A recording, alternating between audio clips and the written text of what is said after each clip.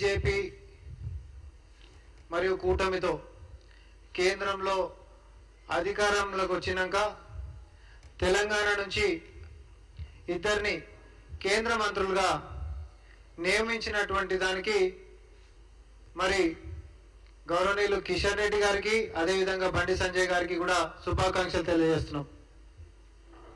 అయితే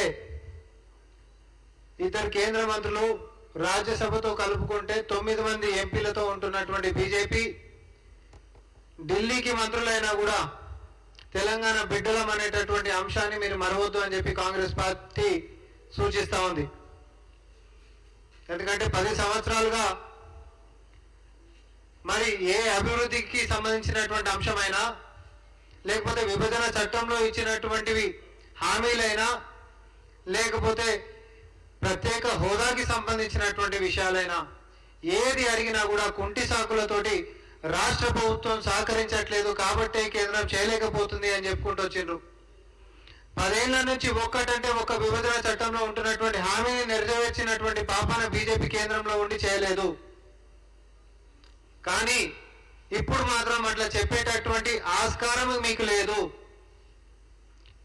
ఈరోజు అధికారంలోకి మీరు వచ్చిండ్రు, 2 మంత్రులు ఉన్నారు. ఇక్కడ నుంచి తెలంగాణకి రావాల్సినటువంటి విభజన చట్టంలోని హామీలైనా లేకపోతే ఎన్డీఏ వచ్చిన తర్వాత రద్దు చేసినటువంటి ఐటీఐఆర్ అయినా ఐటీఐఆర్ అప్పట్లోనే అసలు బ్రహ్మాండంగా 18 కేంద్ర సంస్థల నుంచి అనుమతులు తీసుకొని బ్రహ్మాండంగా ప్రత్యక్షంగా పరోక్షంగా ప్రత్యక్షంగానే 18 లక్షల కొలువులు, పరోక్షంగా ఒక 35 లక్షల కొలువులు, తద్వారా విశ్వనగరంగా ఒక ఐటీకి హబ్ లెక్క హైదరాబాద్ మహానగరాన్ని విస్తరించుకొని మన యొక్క పేరు ప్రఖ్యాతులు పెంచుకునేటటువంటి దాన్ని మరి ఎన్డీఏ అంటే బీజేపీ అధికారంలోకి వచ్చిన తర్వాత వెనక్కిపోయినటువంటి అంశాన్ని నేను ఒకసారి గుర్తు చేస్తున్నా. అయితే దానికి వీళ్ళు చెప్పినటువంటి సాకు రాష్ట్ర ప్రభుత్వం సహకరించలేదని, అది మొదటిది కాబట్టి మొదటి దాంతో నేను వస్తున్నా. కానీ ఈరోజు మేము కాంగ్రెస్ పార్టీ నుంచి డిమాండ్ చేస్తున్నామంటే ఈరోజు రాష్ట్రంలో కాంగ్రెస్ పార్టీ ఉంది, ప్రజా పరిపాలన ఉంది, ఇది ప్రజల రాష్ట్రం. ఏ తెలంగాణ గురించి ఆకాంక్షల గురించి కొట్లాడుకున్నామో ఆ ప్రజా పరిపాలన ఏర్పాటు చేయడంలో భాగంగా ఈరోజు మన హక్కైనటువంటి ఐటీఐఆర్ ని మరి బీజేపీ ఇవ్వాలి. దానికి రాష్ట్ర ప్రభుత్వం అన్ని రకాలుగా కూడా ఏం ఏర్పాట్లు కావాలో కేవలం ఐటీఐఆర్ఏ కాదు, విభజన చట్టంలో హామీలు అడిగినా కూడా రాష్ట్ర ప్రభుత్వం సహకరిస్తలేదని గతంలో చెప్పినటువంటి అన్ని కూడా మీరు చిట్టి రాసియండి 1, 2, 3, 4 అని చెప్పి అన్నిటికీ కూడా రాష్ట్ర ప్రభుత్వం నుంచి అన్ని రకాల ఏర్పాట్లు మేము సానుకూలంగా మేము సహకరిస్తాము.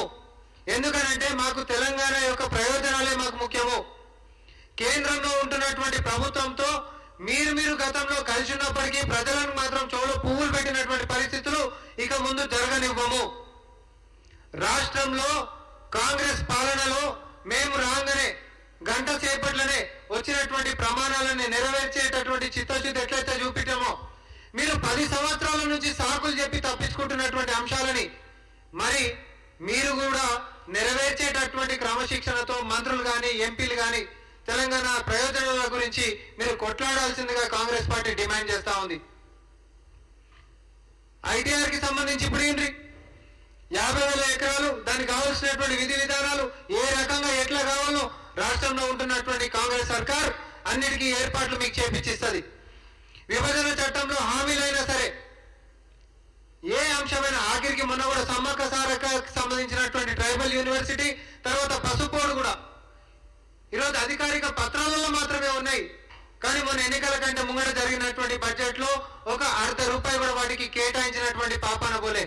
మళ్ళీ ఈ జూన్ 24 తారీఖున మరి బడ్జెట్ ఫుల్ బడ్జెట్ ఉంది కాబట్టి ఈ బడ్జెట్ లో సమ్మక్క సారక్క ట్రైబల్ యూనివర్సిటీకి సంబంధించిందైనా పసు బోర్డుకు సంబంధించినటువంటిదైనా పూర్తి స్థాయి బడ్జెట్ కేటాయింపులు చేసి బీజేపీ తన యొక్క చిత్తశుద్ధి చాటుకోవాలి. గతంలో లెక్క ఒకరి మీద ఒకరు బట్టగాల్చుకొని వేసుకొని చేతులు దులుపుకుంటామంటే